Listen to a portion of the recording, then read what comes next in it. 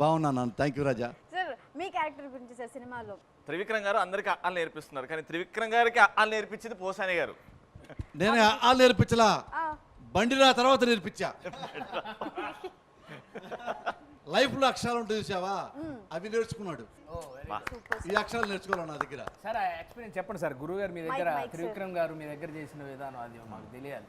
నాకు అదృష్టం ఏంటంటే నేను నా గురువులతో పనిచేస్తున్నా, నా శిష్యులతో పనిచేస్తున్నా. నా గురువులు ఎవరు? పరచూరి బ్రదర్స్ బాబు. వాళ్ళ దగ్గర 45 సినిమాల దాకా పనిచేశా. వాళ్ళు ఎలా రాస్తారంటే, అప్పట్లో బెస్ట్ డైలాగ్స్ సినిమా ఇండస్ట్రీలో ఎవరు అంటే పరచూరి బ్రదర్స్. బెస్ట్ స్టోరీ ఎవరు ఇచ్చారు అంటే పరచూరి బ్రదర్స్. ఖైదీ, ముందడుగు, పెద్ద పెద్ద ఫిల్మ్స్. వాళ్ళు ఏమన్నా మంచి మాట చెప్పాలంటే రామాయణం, మహాభారతం అవి కోట్ చేసి ఇలా జరిగింది మహాభారతంలో, మీరు ఇలా ఉండండి అని బాగా చెప్పేవాళ్ళు. అప్పట్లో వెరీ ఫేమస్. ఒకప్పుడు దాసనారాయణరావు లాగా. అవి నేను చూసా. ఇంతకంటే బెస్ట్ ఎవడు రాస్తాడులే అని చెప్పి నేను రైటర్ అయ్యా కదా, నేను చాలా రాశా. ఇది ఆపరేషన్ దుర్యోధన, మెంటల్ కృష్ణ, పవిత్ర బంధం, పెళ్లి చేసుకుందాం, సౌందర్య ఫిల్మ్స్ రాశా. నేను ఉన్నాళ్లలో మా గురువుని కూడా తన్నేసి నేనేం పెద్ద రైటర్ అయిపోయా అని ఫీలింగ్ వచ్చింది. ఏం మాట్లాడినా షార్ట్ టైంలో 100 ఫిల్మ్స్ రాశాను. సుమంత అయిన తర్వాత నా దగ్గర శిష్యులు నియర్లీ 30 మెంబర్స్ వచ్చారు. అందులో రెండోసారి వచ్చిన వాడు త్రివిక్రమ్ శ్రీనివాస్. త్రివిక్రమ్ శ్రీనివాసు అంటే అతని గురించి ఎందుకు చెప్తున్నానంటే, క్యారెక్టర్ గురించి నా దగ్గర 90లో వచ్చి ఎలా ఉన్నాడో త్రివిక్రమ్ శ్రీనివాస్ 2016లో కూడా అలాగే ఉన్నాడు.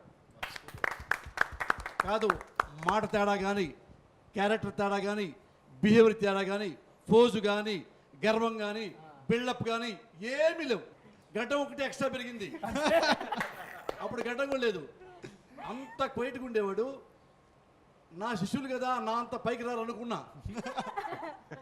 వాళ్ళు బయటికి వెళ్ళిన తర్వాత నేను మెల్లిమెల్లిగా ఫేడ్ అవుట్ అవుతున్నా. ఇది 100, 90, 80, 70, 60, 35 దగ్గర ఆగిపోయా పాస్ మార్కులతో. వాళ్ళు ఏమన్నా 100 తర్వాత వెళ్ళిపోయారు. 110, 120, 150. వాళ్ళలో one of the best, only best Trivikram Srinivas. అంటే ఇవన్నీ మీరు మనసులో నుంచి చెప్పారు సార్, మాకు బాగా నచ్చింది. నందు, వదిలేస్తున్నావా నన్ను? నిన్ను లవ్ చేసేంత లగ్జరీ లేదు, వదిలేసేంత లెవెలు లేదు.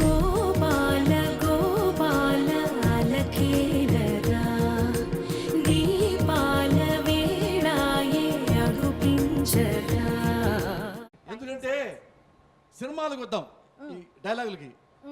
త్రివిక్రమ్కి కథ రాయటం సరిగా రాదు, ఓన్లీ మాటలు రాస్తాడు అనుకున్నా. కానీ జనరల్గా ఎట్లుంటుందంటే కథ నుంచి మాటలు పుడతాయి, కానీ మాటల నుంచి కథ పుట్టుదని త్రివిక్రమ్ శ్రీనివాస్ నేర్పాడు ఇండస్ట్రీకి. ఇది సూపర్ డైలాగ్. మాటల నుంచి కథలు పెట్టడం అనమాట. అంటే పోల్చొచ్చు. స్వతంత్రం పేరు చెప్తే ఎవరు గుర్తొస్తారు? మహాత్మా గాంధీ గుర్తొస్తాడు. మానవత్వం గురించి చెప్పాలంటే ఎవరు గుర్తొస్తాడు? మదర్ తెరీసా గుర్తొస్తుంది. మాటల గురించి చెప్పాలి ఎవరు గుర్తొస్తారు? త్రివిక్రమ్ శ్రీనివాస్ గుర్తొస్తాడు.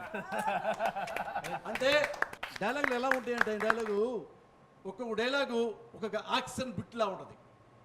మళ్ళీ వినబుద్ధి అవుద్ది సినిమా నుంచి బయటకు వస్తే. నేను త్రివిక్రమ్ శ్రీనివాస్ ఉన్న శిష్యుడు కదా, నాకు పెద్ద వేషం ఇస్తాడు. అంటే హీరోయిన్ తర్వాత నాకే పెద్ద వేషం ఉంటుంది అనుకున్నా. ఉంటే అత్తారెడ్డి దగ్గర వెళ్తే 4 రోజులు చెప్పారు. ఏమయ్యా 4 రోజుల వేషం ఇస్తాడు ఆ త్రివిక్రమ్ శ్రీనివాసు, 4 ఏళ్ళు నా దగ్గర పనిచేసి, అంటే పర్ ఇయర్కి ఒక రోజు అటు ఇచ్చాడు అనుకున్నా. పేపర్లో రాశారు, హీరోయిన్కి ఎంత పేరు వచ్చిందో నాకు అంత పేరు వచ్చింది. సమంత 4 రోజులు నేను చేశాను. ఎంత పేరు వచ్చిందంటే శివుడు ముందు నందిలాగా ఎంత పేరు ఉంటుంది, అంత పేరు వచ్చింది ఆ సినిమాలో నాకు. అందుకని మా త్రివిక్రమ్ సినిమా ప్రతిదీ హిట్ అవ్వాలని మనస్ఫూర్తి కోరుకుంటున్నా. ఈ సినిమాలో మీ వేషం ఇందులో ఎంత చండాల పాత్ర అంటే, న్యాయం ఎవరు సినిమా చూస్తే నన్ను చెంపదెబ్బ కొట్టెళ్తారు గ్యారెంటీగా. త్రివిక్రమ్ ఎంత మంచివాడు, ఆయన టీం కూడా అంత మంచి టీము. ఆయన స్టాఫ్ కానీ, ఆయన చాలా నటించే ఆర్టిస్ట్ కూడా చాలా మంచి కనపడతారు నా కళ్ళకి. నితిన్ కానీ, సమంత కానీ, ఇది కొత్తగా వచ్చిన ఈ అమ్మాయి చూడండి కూర్చుంది ఇక్కడ, అనుభవం కానీ, మా రావు రమేష్ గారు కానీ, అంటే హీరో నా పక్కన ఉన్నాడు కదా, ఆల్రెడీ నెక్స్ట్ ఫిల్మ్ కూడా వేషం అడిగాను ఇస్తా అన్నాడు. కానీ దాని గురించి చెప్పట్లేదు.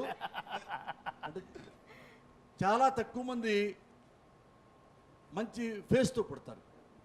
అర్థమైంది? మంచి ఫేస్తో అంటే మంచి ముక్కు, మంచి కళ్ళు, మంచి హైటు, మంచి కలరు, మంచి ఫిజిక్తో ఇవన్నీ ఉన్నాయి. ఎక్స్ట్రా క్వాలిటీ ఏముందంటే క్యారెక్టర్. ఆహా, మంచి పెద్ద ఆర్టిస్టు ఎన్టీ రామారావు అంతా పూడబడుతాడని చెప్పట్లా, బిహేవియర్ అదే అంటే ఎంత చెప్పినా నేర్చుకునే మెంటాలిటీ ఉంది చూసారా, వాడు చాలా గొప్పడవుతాడు. ఇతను అలా గొప్పడవుతాడు. సామంతి గురించి నేను చెప్పేది ఏముంది, ఇప్పుడు రాముడు సీత ఫోటో చెప్తాం, ఇందులో సీతారెడ్డి గుర్తుపడతారు కదా, ఈమె సీత చెప్పగలదు కదా, అలా పేపర్ అయితే సమాంతరం పరిచయం నేను చెప్పగలను. అందుకని నీ గురించి చెప్పను రాజా. నేను రాజా సార్ రావు రమేష్తో నాకు కలిపి యాక్ట్ చేయటం నేను ఆనందపడను, హానర్గా ఫీల్ అవుతా. సార్ సార్ ఎందుకంటే వాళ్ళ నాన్న సినిమా ఇండస్ట్రీలో ఒక లెజెండ్ మీకు తెలుసు.